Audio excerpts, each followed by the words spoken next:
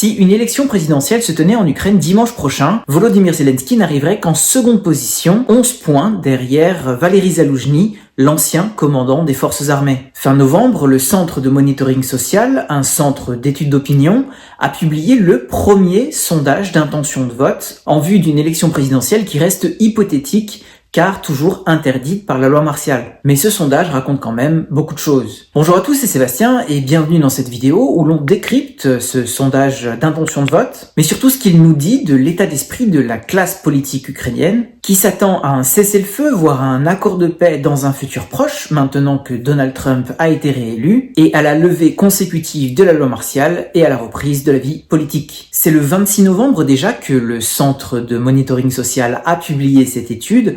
Je suis désolé de n'y revenir que maintenant, mais j'ai été pris par d'autres sujets dans mes précédentes vidéos. Et juste pour préciser, c'est un sondage qui a été réalisé à la mi-novembre auprès d'un échantillon de 1200 personnes auxquelles on a posé plusieurs questions, dont celle-ci: si une élection présidentielle se tenait dimanche prochain, pour qui voteriez-vous? Et donc arrive en tête avec 27% Valéry Zaloujny, l'ancien commandant des forces armées d'Ukraine entre juillet 2021 et février 2024, qui est actuellement l'ambassadeur d'Ukraine au Royaume-Uni. Et Volodymyr Zelensky arrive en seconde position avec 16%. Il faut dire que Valéry Zaloujny s'est taillé une forte popularité à la tête des forces armées ukrainiennes. Sous son commandement, Kiev a résisté en février-mars 2022 et les Russes se sont retirés de la région de Kiev en avril. Les Ukrainiens ont mené une offensive éclair dans la région de Kharkiv en septembre 2022 et ils ont repris toute la rive droite de la région de Kherson et la ville de Kherson en novembre de la même année. Valéry Zaloujny n'est évidemment pas la seule source de ces succès et d'ailleurs beaucoup d'observateurs et de militaires ne le considèrent pas comme un génie de la stratégie. Mais il a beaucoup soigné sa communication auprès des médias traditionnels comme sur les réseaux sociaux et même son échec dans la fameuse contre-offensive ukrainienne de l'été 2023,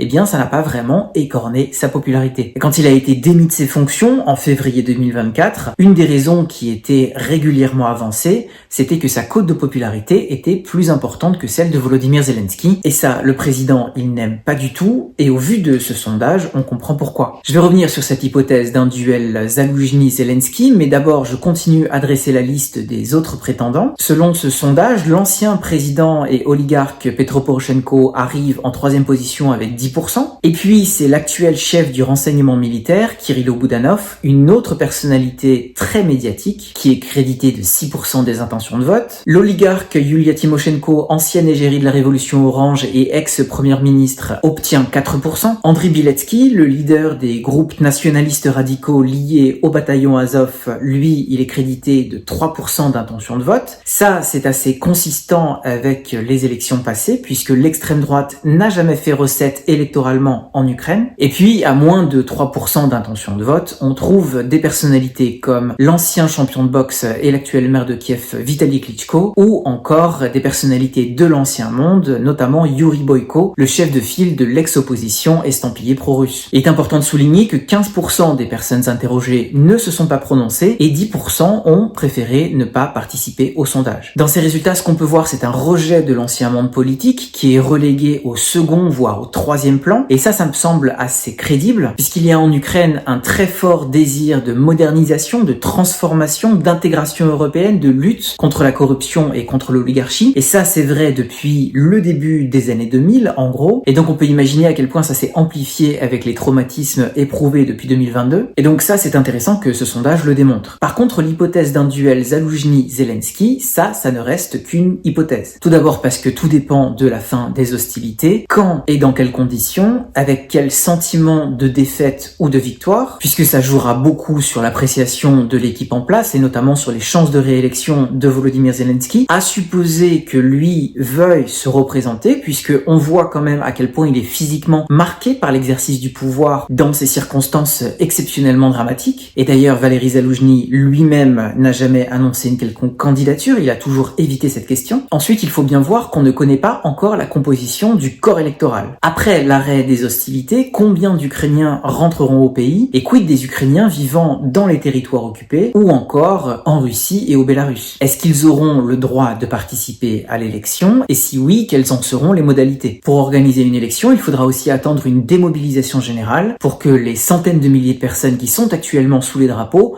puissent participer à l'élection. Et à partir de la levée de la loi martiale, on verra aussi se dessiner une autre offre politique. D'autres personnalités émergeront peut-être, par exemple d'autres militaires qui grignoteront mathématiquement l'électorat de Valéry Zaloujny s'il se présente. Et d'ailleurs, qu'est-ce que ce Valéry Zaloujny il va proposer, puisqu'en fait on ne connaît rien à ses idées, à son programme, à ses valeurs, et il est fort possible que ce militaire de carrière soit très vite mis à nu dans le cadre d'une campagne électorale, même si évidemment la politique ne se pratique plus sur la base de programmes construits et de débats d'idées, mais plutôt à travers des conflits d'ego et des vidéos virales sur internet, mais bon ça c'est encore une autre question. Et donc on peut critiquer les résultats de ce sondage. Et d'ailleurs un grand sociologue ukrainien, directeur de l'Institut international de sociologie de Kiev, critique même le fait que ce sondage a été organisé et publié en période de guerre. Mais il n'empêche que ça capture l'état d'esprit du moment, puisque que ce soit à la présidence, dans les partis politiques ou dans les baronnies régionales, on sent progressivement qu'il y a une préparation en vue d'élections. On rassemble des équipes, on commence à regarder à droite et à gauche pour lever des fonds, on étudie des programmes et on commande des sondages. Donc évidemment celui-ci qui a été publié, mais on sait qu'il y en a eu une série d'autres qui ont été commandés et pour des usages internes qui n'ont pas été publiés. Ce qui veut dire que la classe politique a déjà intégré l'idée que la loi martiale allait être levée dans un futur proche et qu'elle allait être tout de suite suivie d'élections. Et donc cette même classe politique, elle a intégré l'idée que la victoire sur le plan militaire, ce n'est pas pour tout de suite. Et on a bien vu que Volodymyr Zelensky travaille à préparer l'opinion publique